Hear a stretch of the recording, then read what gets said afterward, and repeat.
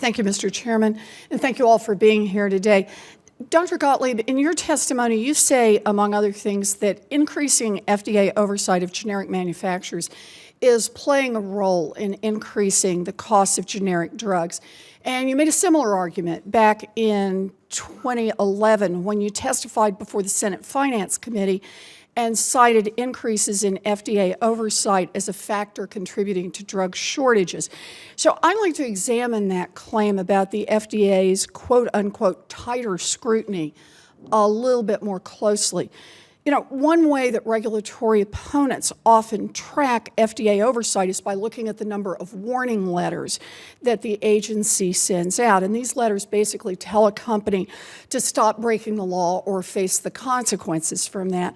And there has been a significant increase in FDA warning letters in the past few years, from about 2,000 in 2011 to nearly 7,000 in 2013. That's almost a 400% increase. And it would certainly be noteworthy if those letters went to drug manufacturers.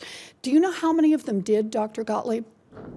The warning letters went to drug manufacturers for manufacturing violations? Well, no, went to drug manufacturers. I would suspect a significant portion of those letters went to drug manufacturers. Well, actually, my staff checked with the FDA this week, and it turns out that almost none of those letters went to drug manufacturers. Most of them were about tobacco regulations. In fact, in 2013, only 11 of the nearly 7,000 FDA warning letters were about generic drug manufacturing problems, and that was down from a grand total of 20 such letters in 2011. You know, you also suggest that if there is no imminent risk from a manufacturing violation, then manufacturing facilities should be allowed to continue to produce medications, Dr. Gottlieb. So I want to think about what that would mean. The FDA has noted that roughly 40% of the generic drugs in the United States are now manufactured in India. In 2012, Ranbaxy, a major Indian manufacturer, pled guilty to 7 federal criminal counts of selling adulterated drugs. And that same year, they recalled nearly 500,000 bottles of generic Lipitor that could have contained tiny glass particles. In 2013, the FDA imposed an import ban on another Indian manufacturer named Wockhardt after inspectors found urine spilling over open drains a few feet from sterile manufacturing areas and found mold growing in a storage area containing raw drug materials.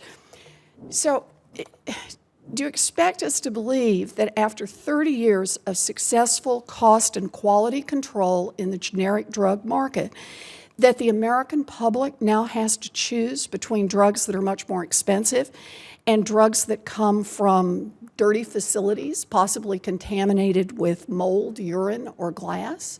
Well, certainly not. What I actually said was that rather than issue of Public 483, which forces manufacturers typically to close facilities because of liability risks that they'd face, what we could do in cases where there's not an imminent risk is allow them to remediate those facilities under close FDA supervision. And that's exactly what's been done in a case, for example, under Team Biologics with vaccine manufacturers. Now, certainly urine on the floor of a plant would qualify as something you might want to close the plant for if you're under close FDA supervision. Well, all right. So I'm sure there are ways that we could streamline our oversight of drug manufacturers.